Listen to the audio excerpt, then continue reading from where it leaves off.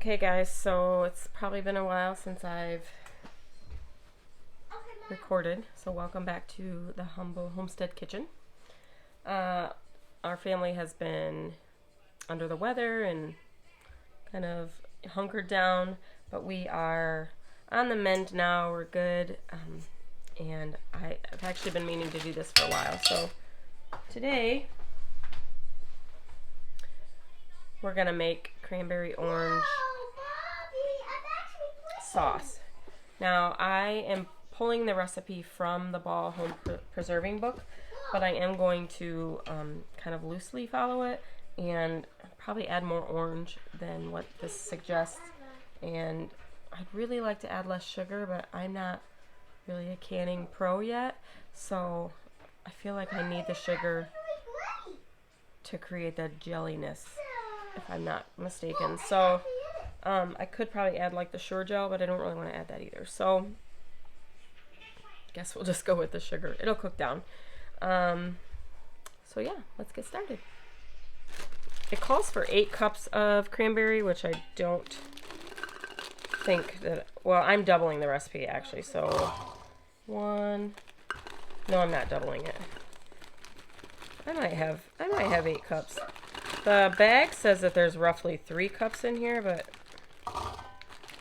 I feel like this is a loose 8 cups. Like a, it's not like overflowing or anything, but so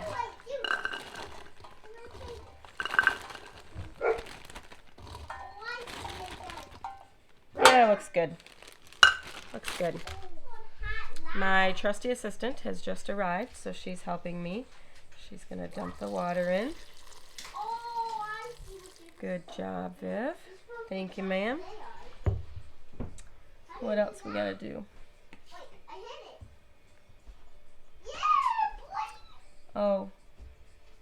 Well, we were supposed to add the cranberries after we boiled the water and the sugar, and probably a good idea to read the directions before you start. Let me back this up.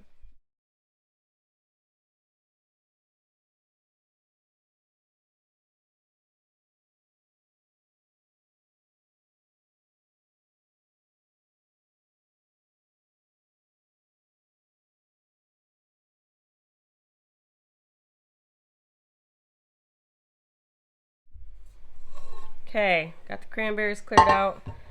Now we need 4 cups of sugar. Okay. Oh, we need a little bit more. Hold on. Okay, dump that in there. 1. I need a bigger container. 1.5. Here, let's pour it like this. Let's do it like this.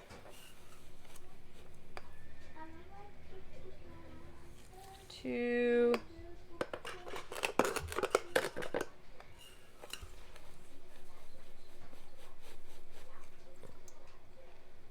3. And 4. All right. Okay, so now we're gonna warm this up to about 5 minutes to get the sugar to dissolve. So we're just gonna stir this while it heats up, get that sugar to dissolve. Then we'll add the cranberries and the oranges. So while we do that, okay, while that's heating up, the recipe just calls for the zest of 1 orange. Which this can be quite tedious. And it splashes. I am gonna pull the zest off of it some, but I'm also, is it splashing? It's creating some juice. Woo! You see that? Now I did watch one time that you don't want to get too deep into the rind. You really just want the edge off. If you pull too deep, then you get less flavor and more bitterness. Is it getting in your eyes? Let me move over a little bit. But instead of just doing the zest, after I zest it, I think I'm also going to cut the orange open and use the insides. I'll cook it in with the cranberries because I really want it to have more of an orangeness to it. Orangeness, if that's, that's the proper terminology, right? Right, Viv? Right. Vivi agrees. Seems like so much work for just a little bit of orange zest. I never like, I would always like omit that part of a recipe if I was cooking something that required the zest of an orange or the zest of a lime. I don't know. Now I know why. They do say you can just use like they have a block grater as well. But I would, woo! That almost broke. It almost broke. I wanted the pieces to be a little more stringy and decorative, because you probably won't see them when they cook down anyways. But is this how you eat this? you could eat them like that, but cranberries are a little bit bitter, so I don't think it would be very good all by itself. You could try one though if you'd like. No. No? Okay. I play with them. You're just going to play with them? Yeah. That sounds like a great idea. They're so red. They're so red? Yeah. And this one is black. Black? Yeah. Well, it's just dark red. Yeah. So I'm just going to cut my orange.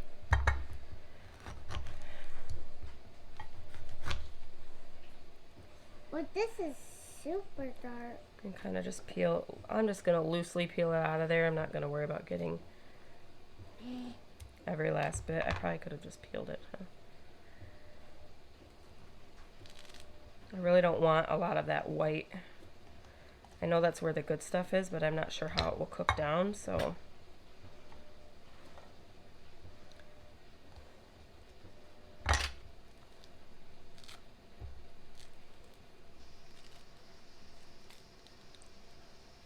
Is that tempting? What? Are you thinking about trying it? Yeah. Yeah.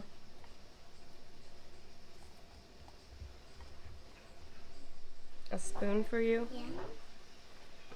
What are you gonna? You're gonna take the zest off of here? Yeah. If you do it like this, you can do it real careful, okay? Okay, she's gonna finish zesting. Such a good helper. You want And we're gonna run over here while she works on that and check on our sugar water. Also want to show you guys a trick. So when you're canning, whether water bath or pressure canning, it used to be you had to have everything hot and sterile, and they say you don't really have to do that anymore. The trick is that if you're using a cold substance in your jars, and you just have to put like temperatures together. So if you're putting something cold, it needs to be into a cold jar, into cold water, and then you bring it all up to temperature together. But this will be a hot sauce, so it needs to go into hot jars, into hot water. A lot of people will run their stuff through the dishwasher. One, it cleans them real well, and it also heats them up, but I don't have an operating dishwasher. And I've known people to put them in a pan in the oven, and I just don't love doing that. I have done it in a pinch, in my big canner. Last week I did some bone broth, and I just warmed up my jars a few at a time in my Dutch oven. But generally what I do is I just put my jars in my rack, when they're like this. I just put them in my rack while my water heats up, and it heats my jars up as well. So it's always worked well for me. I'm not a professional canner or anything, but I've done jams and jellies in water bath canning, and that seems to work really well. You're done? All right, we've got a good solid boil, and it's been boiling for a couple minutes. It says about 5 minutes, so I'm gonna give it another minute or so, and then we'll bring cranberries in, and just the orange pieces, the orange zest, I'll actually wait until the end, because that's what the recipe says to do. Probably so that it doesn't diminish the flavor. I'm not really sure why, but okay. I'm gonna add in the cranberries. It says to let these cook down for about 15 minutes. The cranberries will begin to burst and the juices will release. I'm also just going to add in just the orange pieces.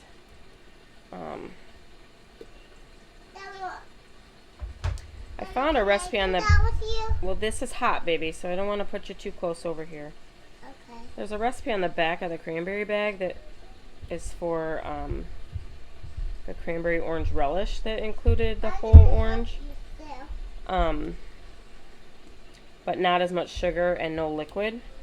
So I'm thinking it probably wouldn't have been terribly safe to can that way because there isn't, because it'd be too thick for the heat to pressure through, if I'm making sense.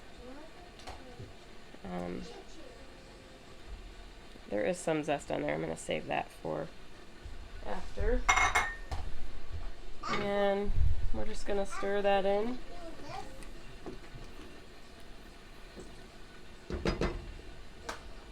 And you can see, I'll lift you guys up. Whoops. They're already, I'm not sure if you can see, but they're already starting to crack in some places. So, shouldn't be long. Okay, so I'm kind of close to the stove. I decided that I probably wanted to squish up the orange more than I did the cranberry, so I scooped them out and just kind of spooned them and shredded them up. Vivi says we have to use this stir. She's obsessed with it, so I'm going to use that to scoop it back in. And I'm just going to go ahead and put the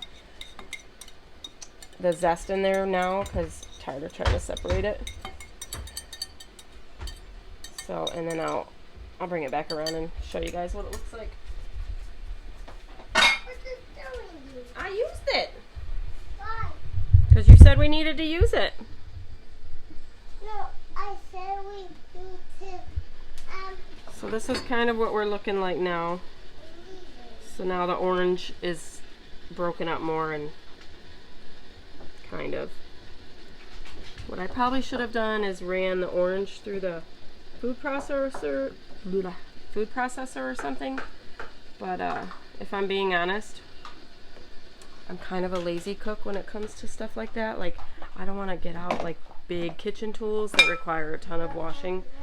Especially since my kitchen, that's where my kitchen sink is supposed to be. So I just, I just don't do it. I try not to pull out too many tools. Plus, I've never done this, so, hindsight, maybe I will pull out the processor or something that will mash this stuff up a little better. It is cooking down pretty nicely, so I'm just going to keep boiling it until like the gel forms on the spoon, like it says. Well, it says metal spoon, but it's not there yet anyway. Stir that up a little bit. It's hot. Well, don't touch it, just stir it.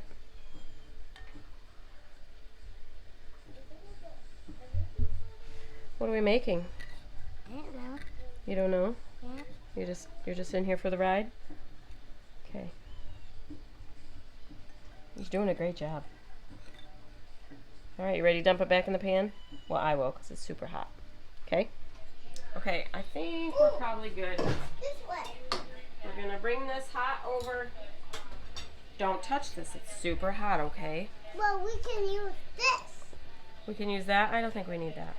Well, we need I actually ended up adding just a tiny bit of pectin to the mix because I feel like it's still, even still, it's not like super jellied, but I'm hoping it'll set. It's been cooking a while and I don't want it to get scorched. So I added a little bit of pectin and then I'm just going to go from there. And Miss Vivian is still helping. So now I'm just going to work on bringing the jars over a couple at a time, ladling the hot syrup in, and then taking them back to the pan until they're all set in.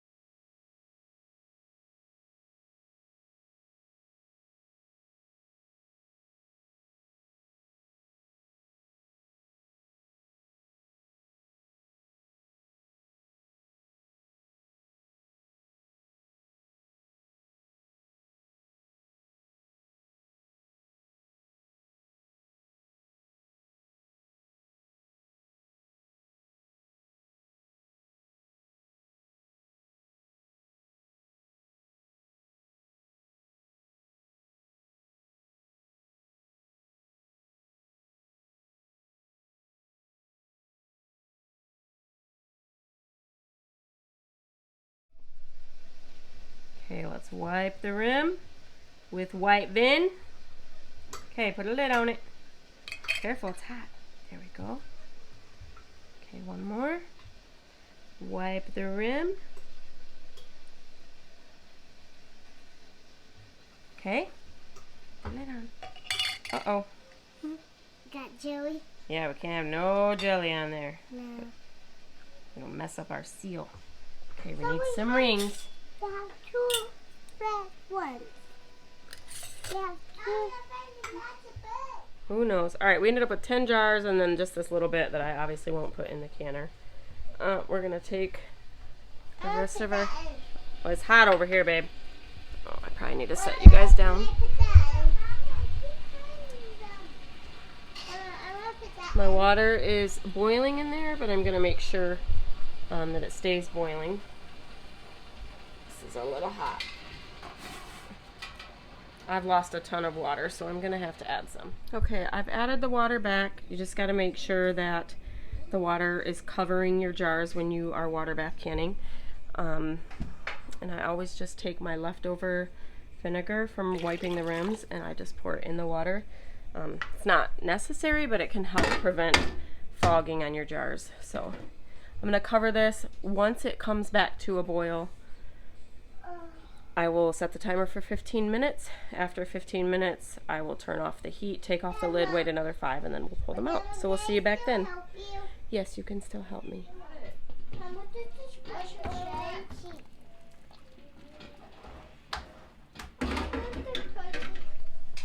Okay, we've had them underwater in the canner for 15 minutes. Took the lid off, let them cool for 5. That's to help prevent siphoning. And then we're just going to pull them out. Alright, this is just a little bit I had in the fridge. And it is starting to jelly up. So, 1 minute, buddy. Okay, so she starts to jelly up. I think it's pretty good. Those will have to sit and wait. Whitney doesn't like cranberry, so she won't try with me. Okay. You know, it's got the cranberry bitterness, but it's still sweet. Okay. Like cranberries. So, I think it's good. Thanks, guys, for joining me in the kitchen today. And until next time, be humble.